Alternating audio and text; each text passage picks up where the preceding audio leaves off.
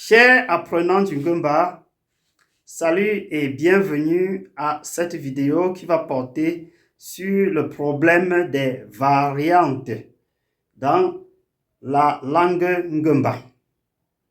Avant de commencer, je veux exprimer un merci particulier à tous ceux qui me suivent, à tous ceux qui consomment mes vidéos, mes écrits et mes enseignements.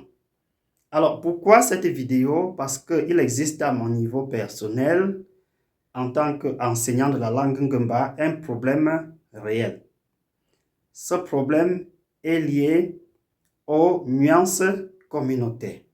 Vous savez, le Ngumba, c'est une langue bamileke de l'ouest du Cameroun, parlée par 6 communautés, à savoir les Bamenjou, les Bameka, les Banswa, les Bamongum, les Bafunda et les Mangou. Le problème qui se pose est celui-ci. Comment faire lorsque on a dans une salle de classe des apprenants qui sont Bamongum, Bameka, Banswa, Bafunda, Mangum, etc. Alors, c'est une difficulté réelle. Parce que même si le Ngumba est une langue, dans cette langue, il y a des variantes qui sont un peu comme des antichambres d'une même maison.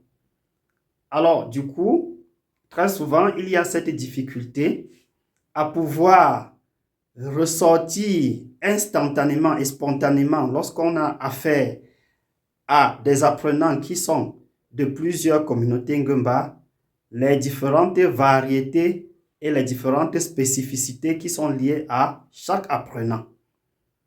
Alors, il est donc question dans cette vidéo de lever un certain équivoque et de pouvoir vous appeler à transcender ce problème.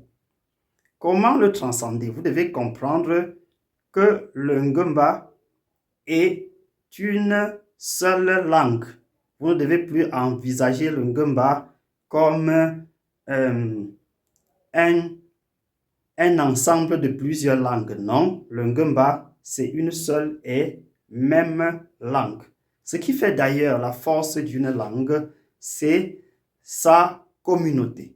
Vous voyez, envisager le Ngumba sous le prisme des communautés Ngumba, c'est fragiliser la notoriété de cette langue. Parce que ce qui fait la force d'une langue, c'est son nombre de locuteurs.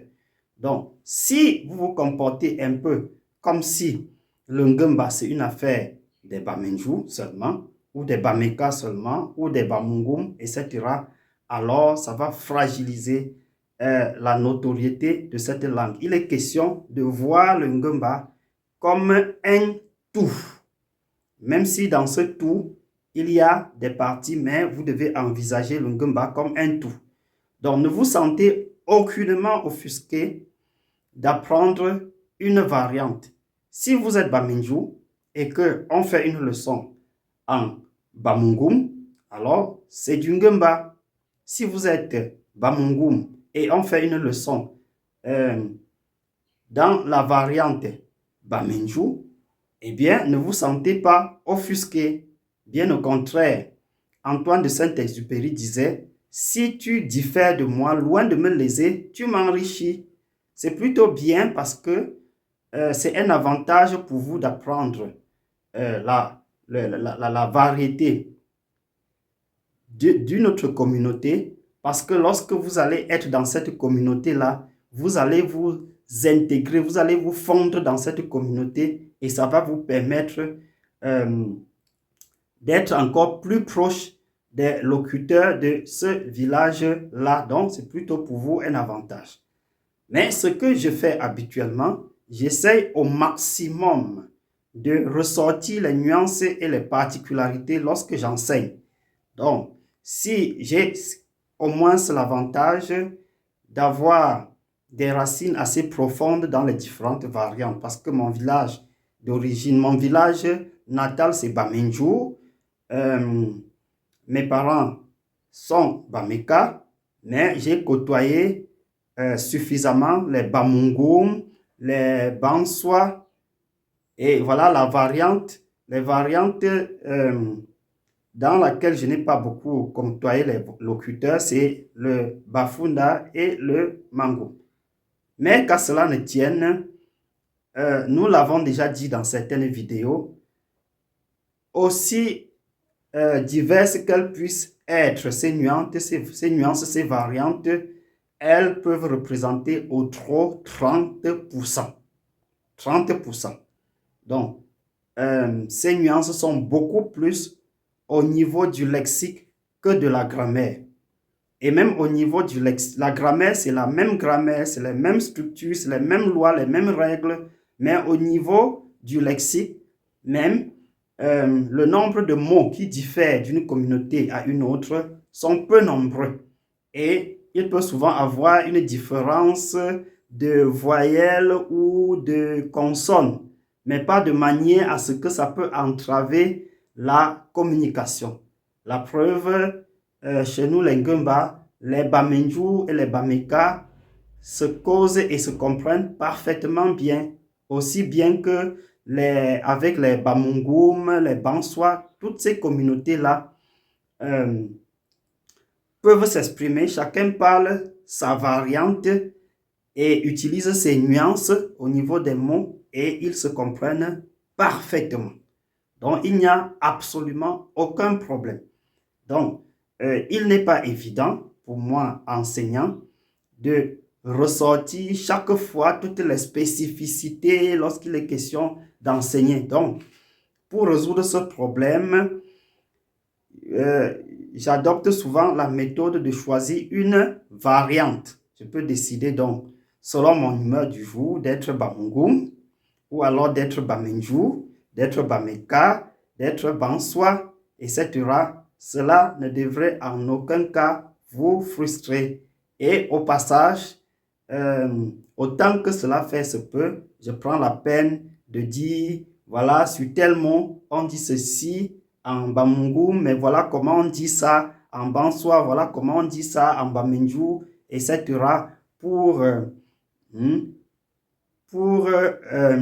décrisper un peu les enseignants qui sont encore liés à leur communauté d'origine. Mais nous devons transcender cela en tant que des Ngumba pour être un peu plus forts.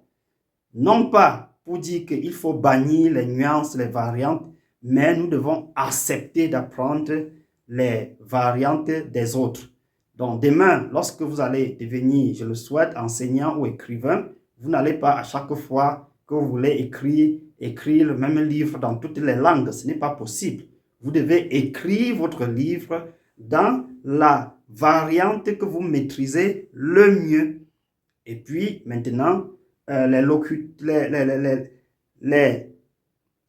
lecteurs qui vont lire ces livres-là vont, pour ceux qui sont cultivés, savoir que ici, tel mot, voici comment on dit ça dans ma variante.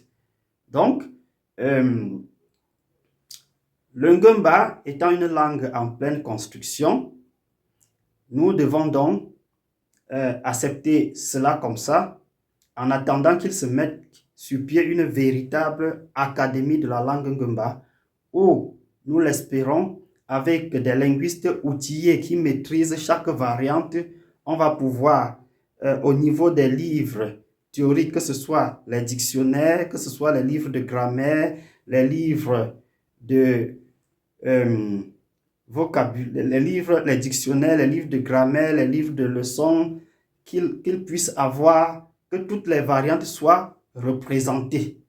Donc, mais c'est un travail de longue haleine qui prendra un peu du temps.